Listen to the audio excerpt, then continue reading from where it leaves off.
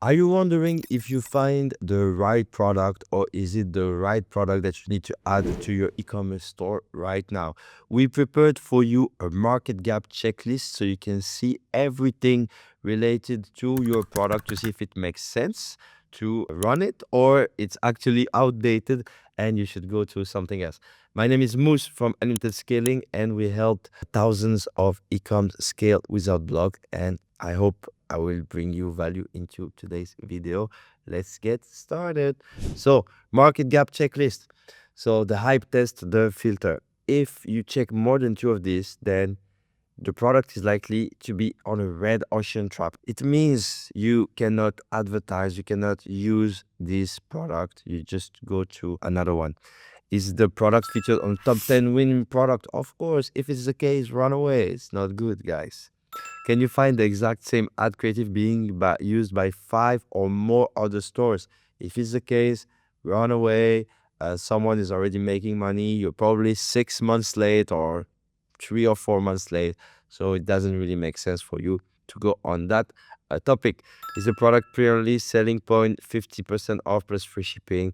If the claims and the offer are like too crazy already, then of course it's going to be harder for you to position yourself on those kind of products. And of course, if it's a product that have a fast life cycle, well, like it's old school stuff that it doesn't make sense. The profit and scaling foundation, these are the non-negotiable for unlimited scaling. So the 4x rule, it means that are we targeting a 4x on the COGS of goods, cost of goods sold? So this is very important to make sure that you have enough budget to advertise, to pay your expense, your future team. Are there clear opportunities for bundles or upsells to get the average order value above $70? That's very important for you so you can get upsells, cross sales, and increase the AOV. Otherwise, it won't make sense for you to advertise, and within a few weeks or months, you will have to stop the product already. Consumability. Is this a product that customer will need to rebuy again in 30 to 90 days? The LTV factor. So this will help you a lot, especially if you want to sell your brand. This is amazing if you have a shop having like 5, 8, 10, 15, 20% people returning to your store. This is like super cool. I know some stores having like 40%, 45%. Well, it really depends on what you're selling, but some niches on consumability would really help you on making sale and the sale that you make today. So it's pretty cool. And when you invest a lot on ads at early stage, you know that you'll be doing this money again. So mass appeal versus hyperniche. Is the potential of the audience size is the US, Europe, at least 5 million people. So we want something that can talk to as many people as possible. So this way, many people can buy the product, or it can be hyperniche for like one type of people, but then like it's still broad. For example, if we talk about old men older than 50 years old, well, there are plenty of them. They can buy. They are in all around the world. Plus, after we can expand like gifts or paying for their dad. There is a lot of things to explore, but it's important that your product can talk to a very, very large audience. Otherwise, you will be stuck at scaling. Identifying the invisible gap. The more of this you check, the bluer your ocean is. The review arbitrage. Have you identified a recurring roster complaint in competitor reviews that can solve? Even on nowadays, you can just ask ChatGPT or Claude or your favorite AI tool. You can ask them to make a deep research on Reddit and see like all the complaints about X or Y product to see how you can come and differentiate, like how you can talk to your Chinese supplier and improve that issue and get a better product that people will enjoy better. So this is pretty cool and very easy to do, especially in nowadays AI times. So if you have a chance to do it, just please do it. This is super valuable. The logic barrier. Is the product difficult to ship, or does it require specialized knowledge? So this is amazing. So it's again an edge on competitors because of the Chinese supplier.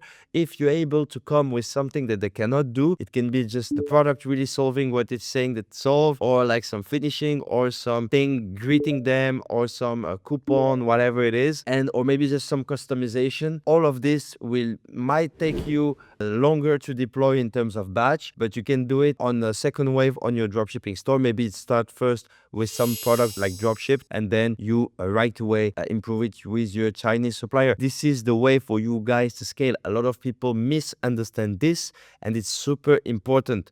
If you're able to do something and when competitors come and see that they cannot get rid of it and they have to invest 10, 15K just with stock to get the thing rolling, you have a big edge and no one can copy you.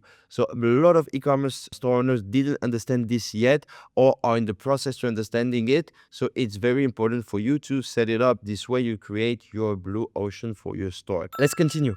The content edge. Does the product have a wow factor that can be demonstrated in the first 3 seconds of a video? So this, it's really more yourself rather than the product, because the product can be wow, but it's also the way you promote it that can generate this wow effect. Especially if you're using systems in your e-commerce store to inquire multiple UGC creators and having them to promote the content, then you give yourself a high chance for this thing to work. Because the more content you have, the more you have people that can produce your content. You can, for example, pay those content creators on a weekly basis or monthly basis and make sure to have infinite amount of content that your competitors cannot have. So this also can be an edge, especially if you have the right structure. So maybe not right away, but as fast as you can, it's something that can make the big difference on your product. Let's say there are 10 competitors out there. No one is using proper UGCs. You're coming with like good UGCs, and you fixed like some things that are not, that people are unsatisfied about with your Chinese supplier,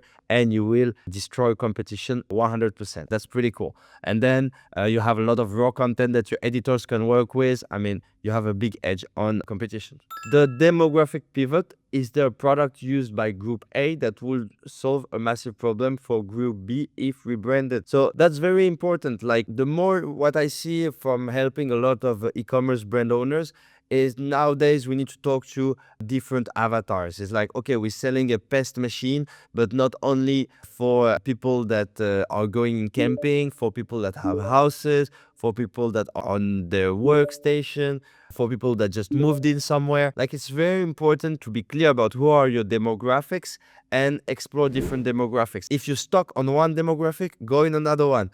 If you're able to scale one, then scale multiple others. So that's very important. This is one of the elements that we see on successful stores making like 1,500 orders a day. This is this thing is like being able to have like different demographics all running and making money on all of these. So that can be a big edge for you if done properly.